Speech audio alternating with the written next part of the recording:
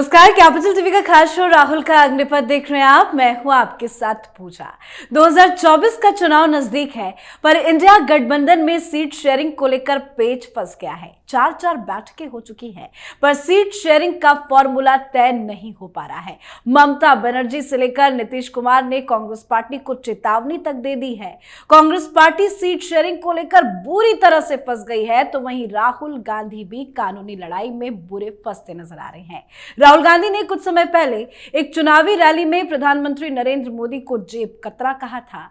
एक दूसरी रैली में पनौती भी कहा था। उनकी इन्हीं टिप्पणियों पर दिल्ली हाईकोर्ट ने आपत्ति जाहिर की है। साथ ही चुनाव आयोग से कहा है कि वो चुनावी रैलियों में हो रही इस तरह की बयानबाजियों पर रोक लगाने के उपाय सोचे और राहुल गांधी के बयान पर भी 8 हफ्ते में कोई उचित फैसला ले। तो कैसे राहुल गांधी पर कानून का हंटर चला है, बताएंगे आपको। चर्चा के लिए मेरे साथ स्टूडियो में मौजूद हैं कैपिटल टीवी के एग्जीक्यूटिव एडिटर राजीव जी। सर, आपका बहुत बहुत स्वागत है। धन्यवाद। राहुल गांधी जिस तरह से पीएम मोदी को कभी पनौती कहते हैं, जेब कतरा कहते हैं, उसको लेकर हाईकोर्ट में क्या कुछ हुआ? देखिए, हाई कोर्ट में जो बातें चल रही थी, इस बात को लेकर कि किसी भी जो नेता है, कोई भी नेता, बड़े नेता है, उनकी डिग्निटी का ख्याल रखा जाना चाहिए या नहीं।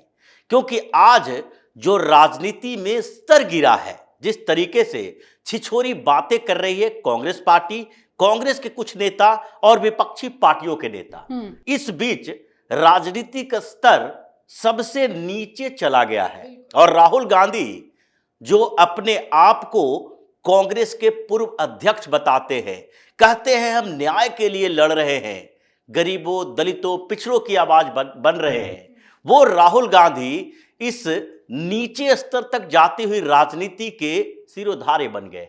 सबसे ज्यादा जो अपशब्दों का इस्तेमाल किया है वो राहुल गांधी ने इन बीच किया है। और इनकी बुद्धि पर तो तरस आनी चाहिए कि इनको समझ नहीं आता कि फ्रस्ट्रेशन में जो बातें बोल रहे हैं, लोग उन बातों पर ध्यान दे रहे हैं और अब राहुल गांधी को राजनीति का जोकर समझने लगे। जी। इस बीच राहुल गांधी ने जो बातें कही थी, उसमें हाई कोर्ट के अंदर सुनवाई के दौरान ये बातें, दलीलें रखी गई। एक पहला झूठ तो यही था कि 14 लाख करोड़ रुपए को बिजनेसमैन के लिए पीएम मोदी की सरकार ने माफ कर दिया है। ये लोन माफी का जो मामला है, ये छोटा मोटा मामला नहीं है, ये लोगों को मिसलीड करने का, बरगलाने का मामला है कि आप तथ्य को तोड़ मरोड़ कर पेश कर रहे हैं, लोगों को बरगला रहे हैं। इस मामले में भी हाई कोर्ट ने साफ तौर पर कहा कि अगर तथ्य सही नहीं है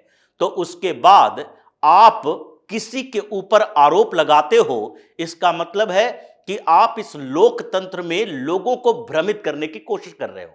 इस पर सख्त निर्देश दिया जाना चाहिए चुनाव आयोग के माध्यम से। और अगर ऐसे लोगों को सबक सिखाना है तो कम से कम ये जरूर रखें कि कुछ समय के लिए कम से कम इन लोगों को चुनाव प्रचार पर ही रोक लगा दो। बिल्कुल। अगर आप सुधर नहीं रहे हो तो इसके पीछे का कारण यही है कि आपको डर नहीं है, खत्म हो चुका है आपके अंदर का डर कि हम कुछ भी करने के लिए स्वतंत्र हैं और हमारे ऊपर कानूनी कार्रवाई नहीं होगी, क्योंकि हमने वकीलों की बड़ी फौज रखी है।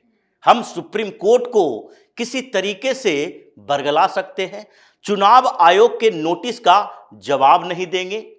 जब चुनाव आयोग अंतिम तरीके से कोई फैसला लेने की स्थिति में होगी तो उसको राजनीतिक नजरिए से देखेंगे, राजनीतिकरण करेंगे। जी। लेकिन हाई कोर्ट, सुप्रीम कोर्ट या चुनाव आयोग, जो भी संवैधानिक इकाई है, उसके ऊपर आप आरोप जितना भी लगा दें, लेकिन जो संवैधानिक व्यवस्था के अंदर सजा का प्रावधान किया गया है, उस सजा से आप नहीं बच सकते हो। हाई कोर्ट ने यही कहा कि आपने क्या कहा, किसी प्रधानमंत्री को आप कह रहे हैं कि वो पॉकेट मार हैं, वो पनौती हैं। और पॉकेट मार कैसे हैं? क्योंकि अडानी के साथ मिलकर लोगों का पैसा इन्होंने चुराया है। ऐसे अपशब्दों का इस्तेमाल नहीं होना चाहिए, इसलिए चुनाव आयोग सख्त संज्ञान ले।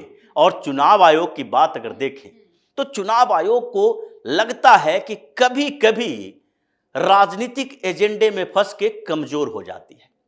चुनाव आयोग को भी शायद इस बात का डर है कि विपक्षी पार्टियां जैसे आरोप बार बार लगाती है उससे कम बड़े नेताओं को टच करने से बचे, नहीं तो राहुल गांधी के खिलाफ उस समय नोटिस जारी लेकिन हुई। चुनाव आयोग के पास तो राहुल गांधी के खिलाफ ऐसे कई मामले हैं, तो अब हाईकोर्ट के इस आदेश के बाद चुनाव आयोग का अगला कदम सर क्या हो सकता है, क्योंकि 8 हफ्ते का वक्त भी दिया गया। क्योंकि चुनाव आयोग ने पहले नोटिस जारी की थी, 23 नवंबर को नोटिस जारी की गई थी और उस नोटिस में कहा गया था कि आप 26 नवंबर तक इसका जवाब दें। राहुल गांधी ने कोई जवाब नहीं दिया।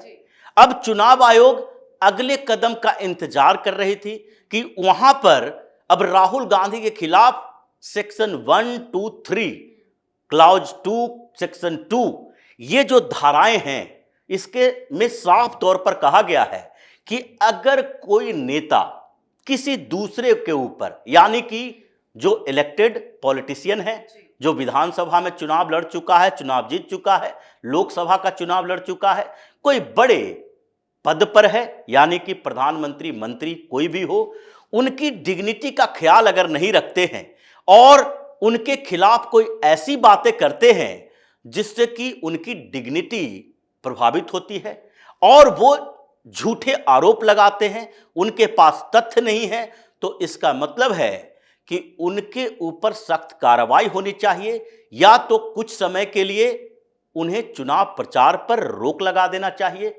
या फिर उनके खिलाफ चुनाव लड़ने तक की रोक लगाने की कार्रवाई हो सकती है। जी। अब चुनाव आयोग को हाई कोर्ट का निर्देश मिला है कि 8 सप्ताह के अंदर इस पूरी प्रक्रिया में आप अपना एक्शन लो।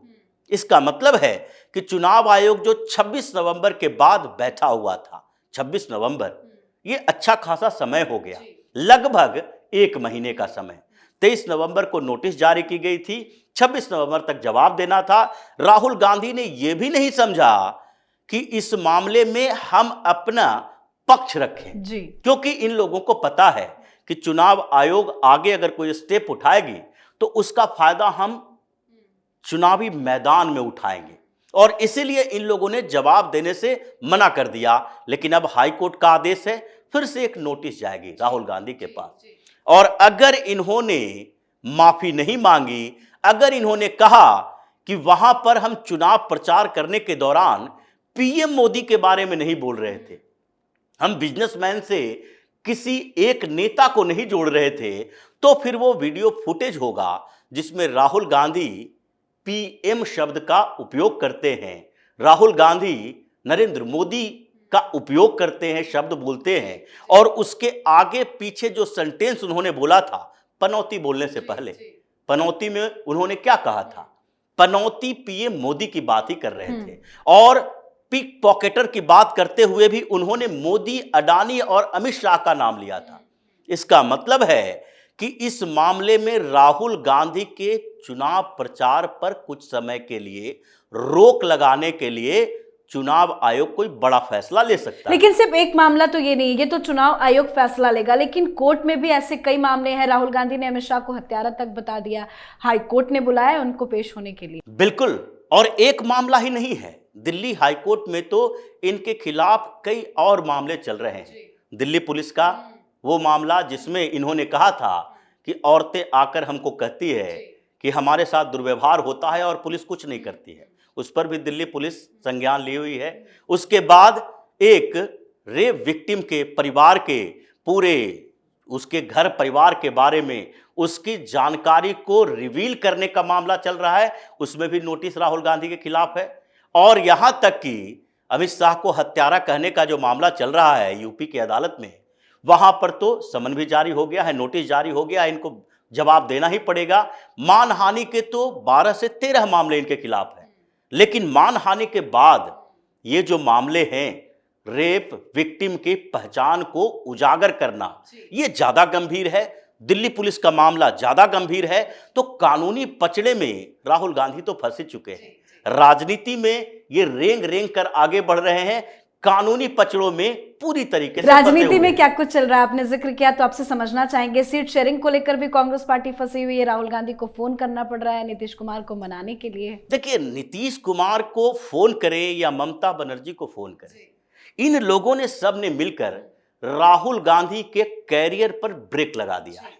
इन दिनों मीटिंग हो रही थी, अगर इंडी अलायंस की जो बैठकें हुई उसमें ममता बनर्जी ने क्यों बताया कि पीएम का चेहरा मल्लिकार्जुन खड़गे जैसे कोई दलित नेता को होना चाहिए। एक तीर से उन्होंने दो निशाना साधा है, एक तरफ नीतीश कुमार को आउट करने की कोशिश, दूसरे तरफ राहुल गांधी को आउट करने की कोशिश।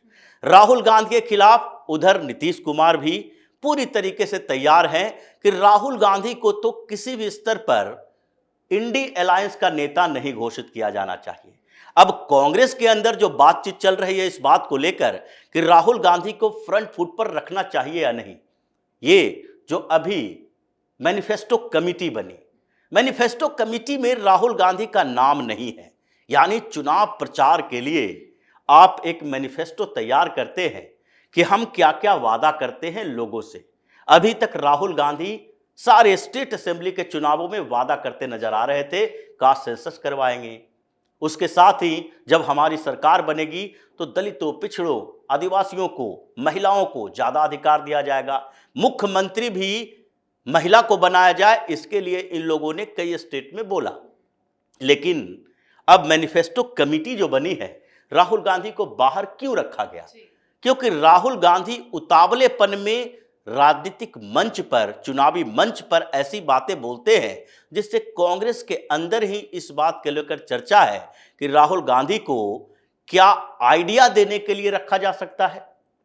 प्रियंका गांधी उस कमेटी का हिस्सा है, लेकिन कांग्रेस के अंदर इस समय इतने गुट बने हुए हैं जिसमें हर कोई अपने फायदे के लिए नेहरू गांधी खानदान को साइड करना चाहता है।